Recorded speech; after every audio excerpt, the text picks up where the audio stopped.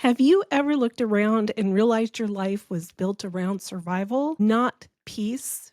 In today's episode, you'll meet someone who broke free from addiction, abuse, and betrayal and found her voice on the other side. Azadeh's story is raw, redemptive, and a powerful reminder that peace is possible even after years of pain.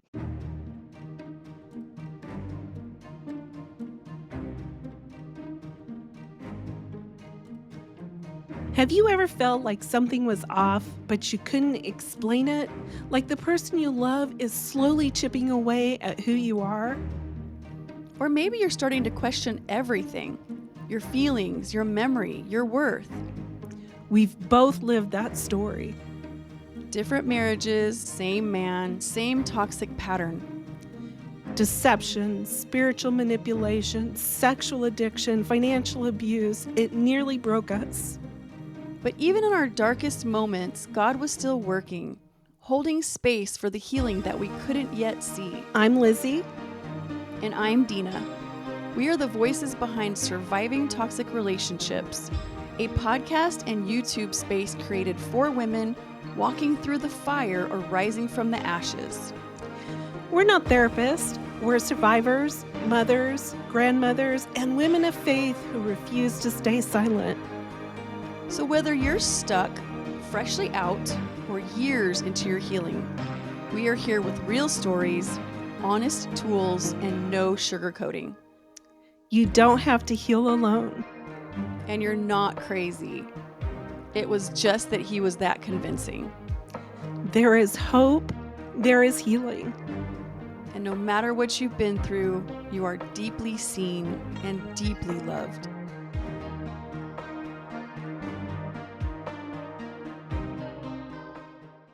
Azadeh Atzberger is a distinguished three-time best-selling author, the esteemed founder of Finally Free Life, serving as a transformational life coach and couples coach.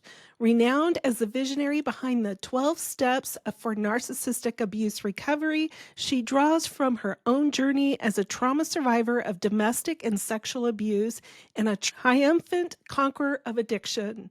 Her profound passion lies in empowering individuals to navigate trauma and find the freedom to build the lives they desire. We're super excited to have you here and cannot wait to hear your story of where you've come and where you are today. Thank you, ladies. Thank you, Lizzie. Thank you, Dina, for having me.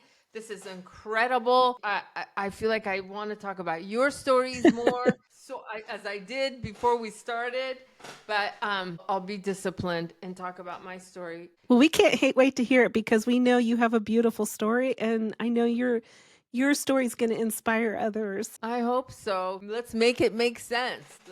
That's my thing. Let's let the wasted years and the abuse make sense. Whether you're on stages, writing books, doing podcasts, helping someone. I think back and I think about my years as a little girl, born in Iran and moved to United States during a revolution, didn't speak English, and was put into school right away, right? And already I don't look like an American. Kids were cruel. I started getting bullied right away, made fun of, all the way through into high school and bullied through high school. And it's kind of funny, you guys. I found the woman that bullied me on Facebook and I sent her a message. Yeah, this was just actually like a week or 2 weeks ago. I just sent her a message saying, hey, I'm sober 23 years. I'm a couples counselor, a couples Christian counselor. I've written 4 books, 3 bestsellers, and I just wanted to let you know that you didn't break me or even come close. Wow. Did you get a response?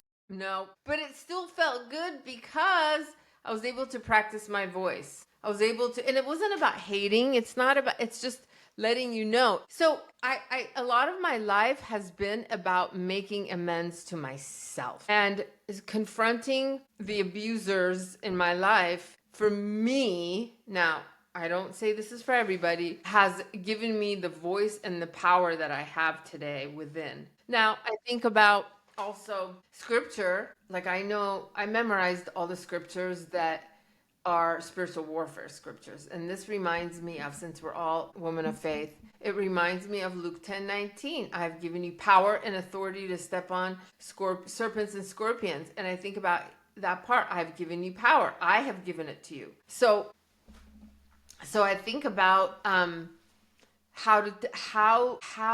do I make amends to myself? And so I confronted the abusers that I could. That's how I made it right with myself. But anyway, going back to high school, oh my God, you guys, I was already drinking, doing drugs, hiding in bathrooms. I was hiding in bathrooms, pretending like I was putting on makeup. So the other girls didn't know I was hiding and that I didn't have any friends at the time. So I kept repeatedly putting layers and layers of makeup on, eating lunch in the bathroom. How sad, right? Yeah. How sad. And doing drugs. I was doing drugs. I was doing meth already in high school with other girls. I mean, my 9th grade, 10th grade, I didn't have friends. But as 11, I realized if I smoke pot, if I drink, if I do that, then they'll accept me. And so I did. And a couple of the teachers made passes at me. And so I didn't feel very safe. You know, I got kicked out of high school my 12th year, middle of it, for smoking hash in the nature center. I mean, I found drugs and it soothed my trauma. Mm-hmm. So I continued. And then when I left, I left high school, I just went dive, like a fast dive into an empty pool of drugs, alcohol, and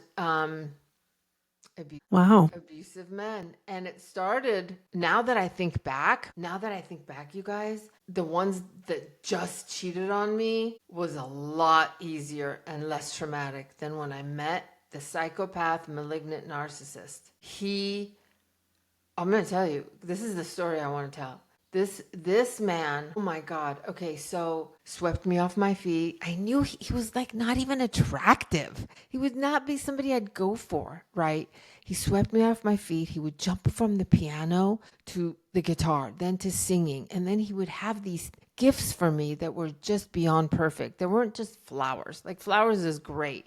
But what he had for me was exactly what would love bomb me. What would really put me into that high of wow. Like, you know, when a girlfriend gives you a gift, and let's be honest, sometimes we're thankful, we're appreciative, but sometimes a girlfriend will give you a gift and you're like, whoa, I love this. He was like that right away, early. And he was married with 2 kids. He told me he was separated and that they were getting a divorce. He told me that he had a vasectomy and could not get me pregnant. Okay. And so this is how we walked into, and we started doing drugs together. We did. We were doing a lot of drugs together.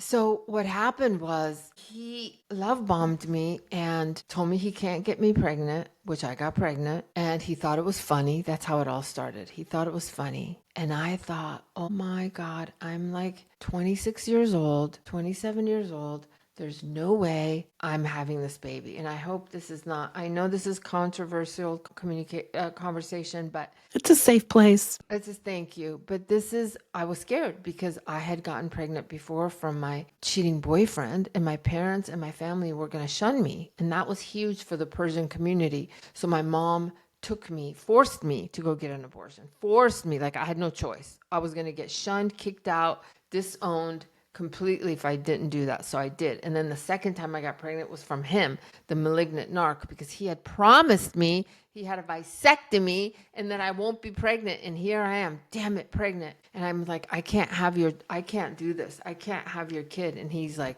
that's when you guys, the eyes went black. That's when he flipped out. This is when I saw Satan come through him. Wow.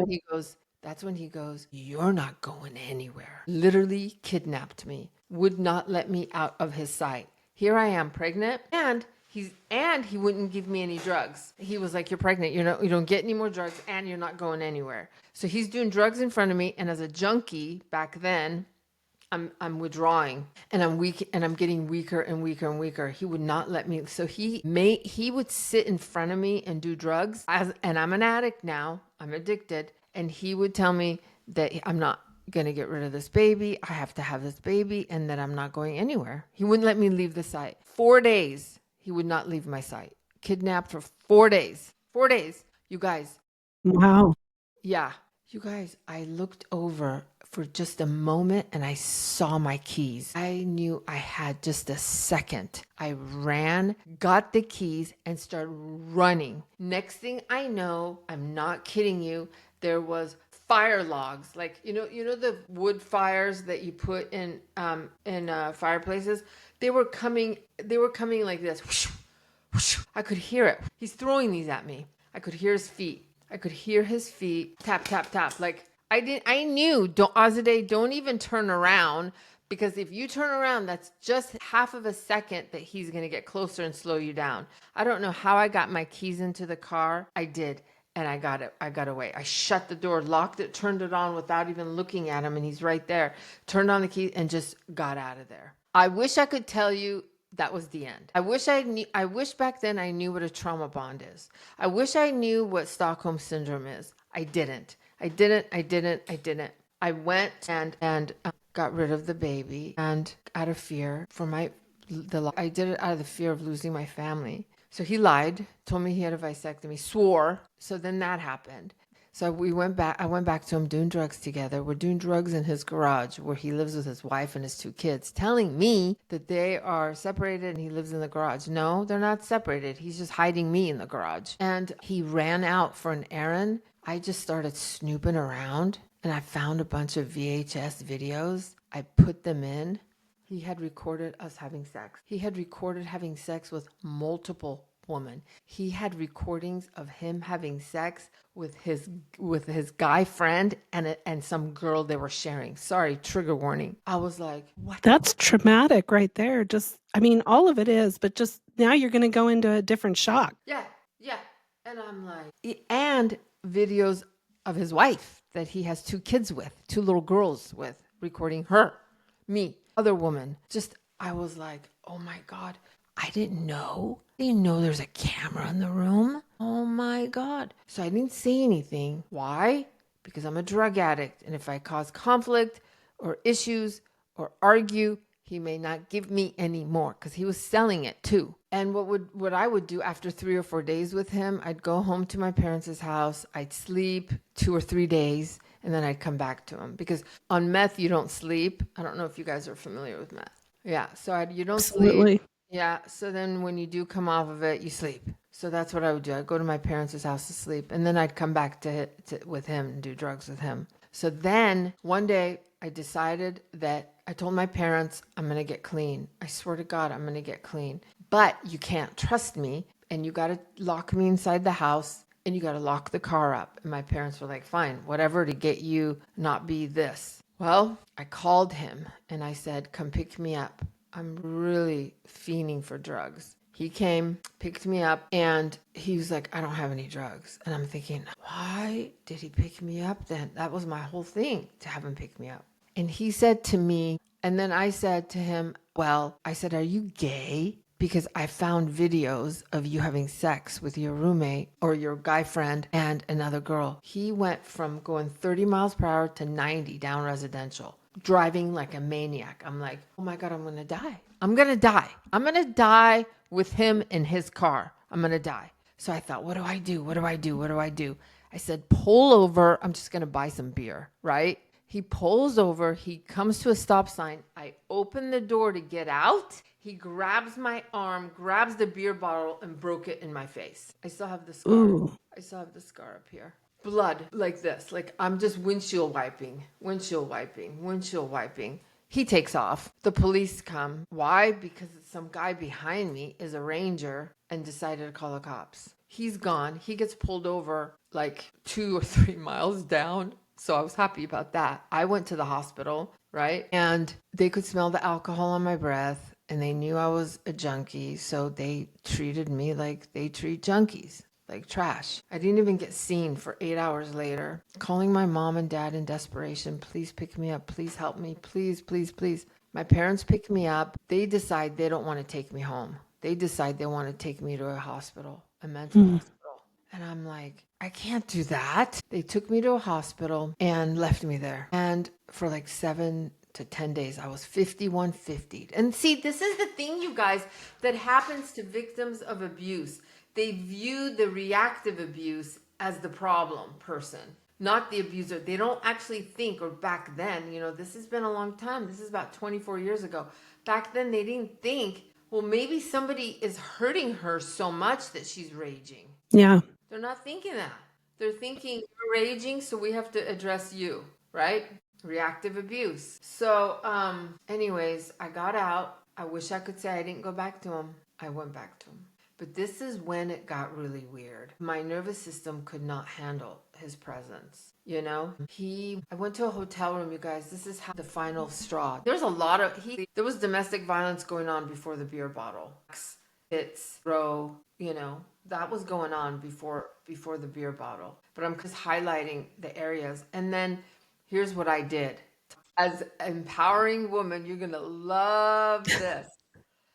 So I went to his hotel room and he started psychologically trying to brainwash me, gaslight me, like intensely gaslight me, telling me I never came with a shoe, like hiding one of my shoes and saying, he'd go, you're crazy. You're crazy. You only came with one shoe. See, you're losing your mind.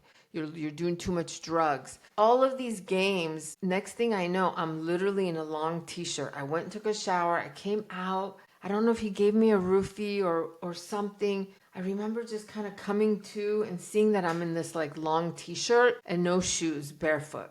I was like, I can't do this anymore. I was 29 years old and I'm 53 now. Back then I was like, I cannot do this or him anymore. But I don't have any money. I don't have shoes. How the heck am I going to get where I need to go? I'm about 40 miles from my parents' house. And I don't know, Lizzie, if you know this, but Anaheim, where Anaheim is, Yeah. and also where Corona del Mar is. Mm-hmm. Okay, so my parents had a home in Corona del Mar. So I went to the payphone. I'm in Anaheim. I went to the payphone. I called a place called Casa del Cerro. And I'm kind of skipping around a little bit. I had gone to this place before to try and get sober. After 4 or 5 days, I left. But I called again to see if there's a bed there for me. And they said, yes. They said, they come home. I was like, yes, but how do I get there? So I went back to malignant narc, psychopath, and told them, I really think he's a malignant narc. I don't think he's the garden variety covert, or not. He's definitely not covert, and he's not just overt. He is a malignant narc. Because I think he got off on abusing me. I really did. So then, here's what I did. You're gonna love this, you guys. I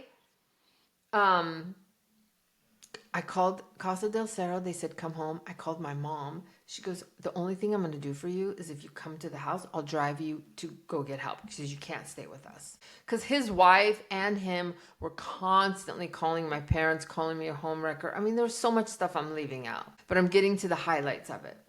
So then I go, hey, I went back to the hotel room. His name's Ray. I go, hey, Ray, my parents left me $200 and for the last time to help me. But after that, I'm on my own. Let's go get it and get more drugs in a hotel.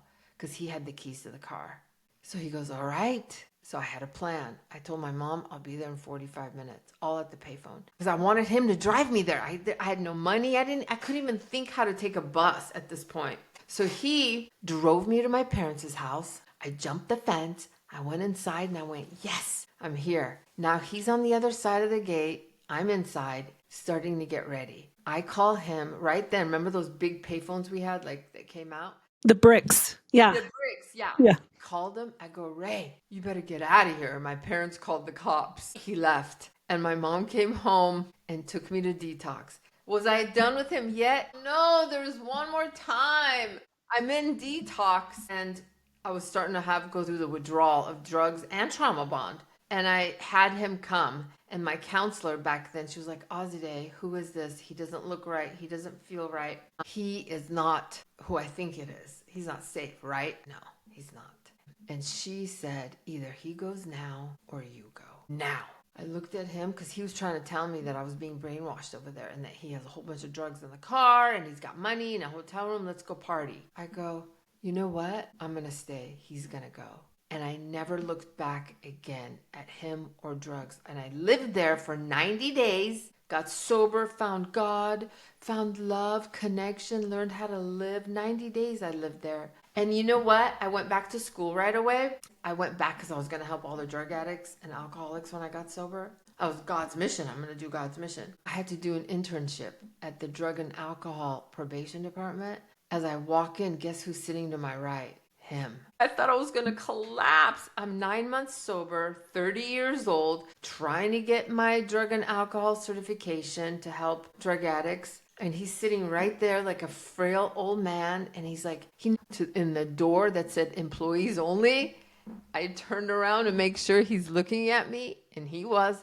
And I opened the door and went in. I went, yes, I wanted him to see that. I wanted him to see that, you know? Woohoo! Yeah. Right? Do you get that? What a great moment for you. That had to be so incredibly validating and freeing for you, right? It was like walking into a whole new part of your life and walking away from the bad part. I mean, you already did, but this was such a symbolic way to do it, again, so to speak. It's amazing. It was. It is. It was amazing. Yeah. Well, and you know what? That actually.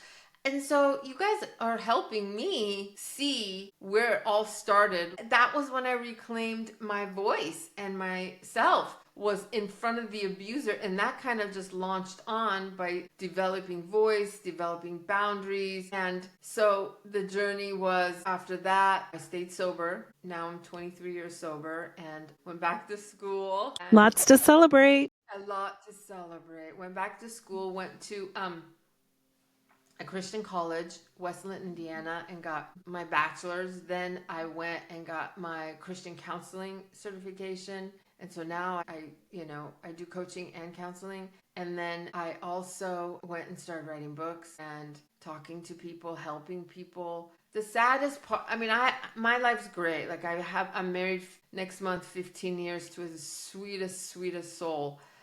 But the only thing that I think I struggle with is some of the women I can't reach, or the men sometimes too. I saw a pattern of every time I chose me, I would get discarded or smear campaigned, all of that stuff. When we start setting even nice people have to set boundaries. I think when I start setting boundaries, finally getting the voice of standing to some patterns that I was practicing in relationships and then decided it doesn't work for me anymore, that's when they viewed me as toxic or viewed me as unsafe or whatever. And so I've had past 3 years quite a bit of lessons with girlfriend relationships. Yeah, I honestly think it takes a while to, really, really sharpen your filters to know someone who's very healthy and someone who isn't. It took me a long time, a very long time. And I the same thing happened to me as well. I ended up finally identifying family members and friends and people in my life that were so toxic. I knew, obviously Lizzie and I found out that the person we were with was narcissistic, but never connected the dots that there were people in my family that were as well, which made me feel, of course, comfortable. And then you start looking around, and I think the healthier we get as we grow, the more we realize and the less tolerant we get for people that gaslight, manipulate, like you said, make you feel guilty if you try to do the right thing, or if you tell them, no, I can't do that for you, or you just put some sort of healthy boundary on some things they're doing, and then they reject you or they throw a tantrum. And you start to realize, oh my gosh, I don't have the tolerance for these kind of people anymore. Like I need and want and should have healthy people in my circle. And so it's very interesting. I feel like several years after getting out of a toxic relationship, you're going to end up having an entirely new circle because you grow. If those people aren't willing to grow as well, you just have to keep growing, and you have to choose people that are healthy. Yeah, for sure. God, you guys are so much in a cultural narcissism. I did. It was narcissistic. And that's what was so hard, is that they're all the same. So it must be me. You're right. I can see the family, and then and now the last bit of it has been, I think it's just better to be alone with God than have all of these people. I don't need all these people. So I don't let too many people get too close. Yeah, and I understand that. I really do. I think after a while, you just need a break. You get burned so many times that you're just like, this is exhausting and this is painful and I need a break. Yeah. But, as you take your rest and as you take a breath, there'll be people that'll come in that God will bring into your life that are just like you. They're good, kind people that are healthy, that when you say, I'm sorry, but I can't do that for you, they'll be like, oh, no problem. No, definitely. You take care of yourself. And they're caring about you. They actually really, truly care about you and what you need and who you are. And they aren't demanding and self-absorbed. I feel like there aren't that many people in the world, but I could be wrong. It could just be that my filters were so broken that I was attracting the wrong people, Yeah. But it just feels like there aren't that many people out there like that. But I think that there probably are. I just think that, we tend to attract toward people that are not healthy because that's our filter. But as we grow, you're going to find amazing people that become forever friends. Yeah. For sure. I agree. And now it's just one or two. Yeah. It's like, Yeah. and that's okay. That's okay. But it's interesting, you guys, we're having this conversation. Almost all survivors don't talk about just one narcissist in their life. No, very true. Yeah. Right, Lizzie? It's amazing they'll either talk about how they've been with several partners that were narcissistic, or they'll talk about a partner in their family who were narcissistic. So they definitely have been surrounded. Talking about friends, the hardest ones to pinpoint are supposedly what we call the friends. I think that's the last little filter in us because I don't know, we still kind of keep a distance, so to speak. Whereas in family, we think it's a safe place. A partner, we think it's a safe place. The destruction is different. Not that I want to say they destruct us, but that's their goal, it seems like. But whereas a friend, it kind of eats at us a little differently, I think. And sometimes it's a longer term before we even see it. You can have acquaintances, but to have intimate friends, we're not talking about your partner, but intimate friends in your whole lifetime, be able to count on a few fingers who truly is an intimate friend. Yeah. No, you're Yeah. right. I love what you said, Lizzie. From the beginning, you said, I think it's the last piece of that filter. Yeah. And you're right. Yeah. And the pattern, and looking at my own patterns, to be completely transparent, my pattern is I still tend to overgive. I think that's most of us. I think that's why we attract to Yeah. a narcissist attract to us, really is what happens. They attract us because we are giving, empathetic. If someone else is happy, then it makes us happy. So then now you're trying to make them happy. And it's not only because it makes you happy to see them smile, but then you kind of need that. And then after a while, you lose yourself. And, but the good parts of that nature should stay. They should be there because those are beautiful things. Those are beautiful things that you can contribute to a healthy relationship with your spouse or with your friends, your new friends. So those are good things to keep. It's just always, kind of keeping yourself in check, where you're like, okay, I already know where this is going. I'm going to say yes to everything, or I'm going to overgive and I'm not going to take care of me like I should, or make my friends the center or kids or whatever. And my husband he's not a demanding, selfish person, but I have to remember to not overgive in certain areas because then either I'm depriving me or other people that really shouldn't. So it's a tough balance, right? It's always a balance. It's always about a balance. But now we teach people how to treat us. If I'm just giving all the time, they get used to it, and then when I pull back, they get, well, not everybody. Some people will understand. The ones that really are genuine understand, but the ones that are used to it don't. They get mad. Very, Very, very mad. very mad. That's how you know that there's some people that can be in your inner circle and some that need to be a little bit on the outer circle and some need not to be there at all. Exactly. And I think that's the part about healing is we see it. We see it more now. We spot it now. Today my life is good. I have God in my life and I have a godly husband in my life. I never ended up having kids, but I have 2 dogs and got to live in different places of the world. And not the world, the different places in California. And then now live here back in California. So it's good. It's peaceful. It's peaceful. Peaceful's a good place to be at the end of a painful journey, for sure. Yes, it is. And I just hope for whoever's listening, male or female, that when you get those moments of clarity, that this is not safe. This is not someone that honors you. This is not someone that respects you. Someone that's committed to misunderstanding you. Someone that blames you for all their problems. Someone keeps telling you it's not how you see it when you know you see it. Someone that doesn't take accountability or responsibility. My prayer and hope for you is that you decide today that you no longer will tolerate that, all of that, any of that, some of that.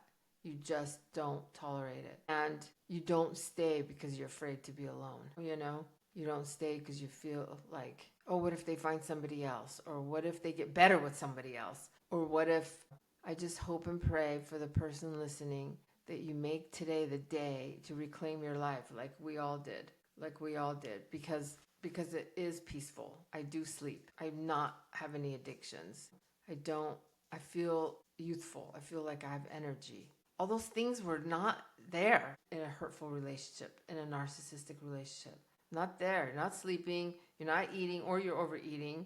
You're constantly thinking about what they did, said, didn't do, trying to decode it. Rumination. It's awful. It's awful. And then if there's domestic violence and sexual assault on top of that, it's horrific. It's nightmare. Yeah, absolutely. Yeah.